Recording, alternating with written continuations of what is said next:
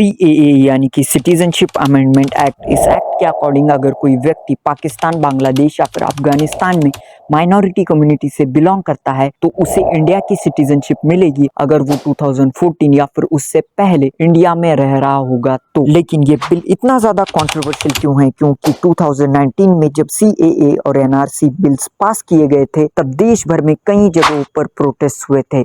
और यही नहीं बल्कि 2019 में दिल्ली में हिंदू मुस्लिम राइट्स भी हुए थे। और अभी भी 2024 में जब गवर्नमेंट इस बिल को इम्प्लीमेंट करना चाहती है तो आसाम में इस बिल के खिलाफ कई सारी जगहों पर प्रोटेस्ट हो रहे हैं। तो क्या है इस CAA बिल की रियलिटी और क्यों है ये इतना ज्यादा कंट्रोवर्शियल? हिंदू, बौद्ध, जैन, सिख, इस सारे लोगों को नागरिकता देकर उनका सम्मान करने का काम नरेंद्र मोदी जी ने।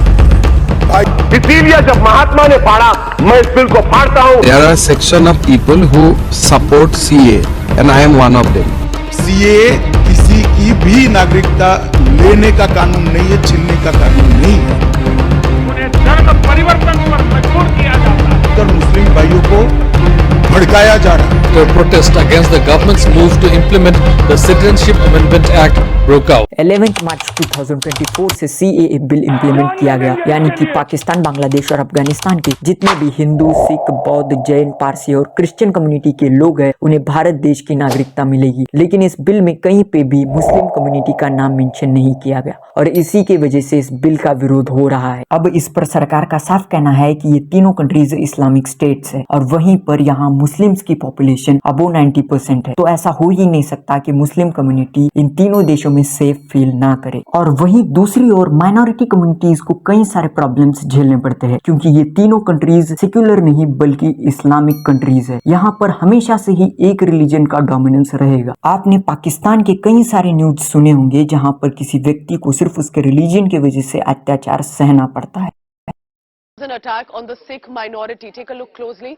A Sikh family was attacked in Pakistan. Their turban was flung in the air. This family was then thrashed. They were beaten up. तो इसे ही मिटाने के लिए भारत सरकार ने CAA को इम्प्लीमेंट किया ताकि जो भी इन तीनों देशों के माइनॉरिटी कम्युनिटीज है वो भारत में आकर सेफ महसूस करे, क्योंकि भारत एक सेक्युलर कंट्री है और भारत देश का इतिहास ही रहा है वसुदैव कुटुंबकम और अतिथि देवो भव का।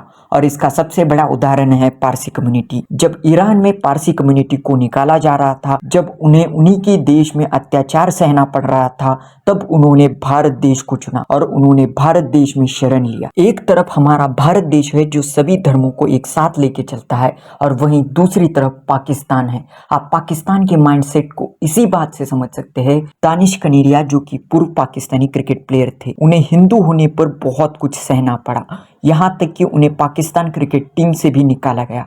उनके साथ कोई खाना नहीं खाता था और उन्हें बिना वजह देशद्रोही कहा जाता था और कई सारे पाकिस्तानी क्रिकेटर उन्हें छूते तक नहीं थे। आप सोच सकते हो कि ये पाकिस्तान जैसे देशों की क्या माइंडसेट हो। एक इंटरनेशनल क्रिकेट प्लेयर के साथ ऐसा बर्ताव हो रहा है तो एक सामान्य जनता के साथ ये लोग कैसे बर्ताव करेंगे? तो इसीलिए ये CAA इम्पोर्टेंट है। जब CAA भारत देश में इम्प्लीमेंट हुआ तब दानिश कनेरिया ने कहा कि अब पाकिस्तान का हिंदू खुली हवा में सांस लेगा।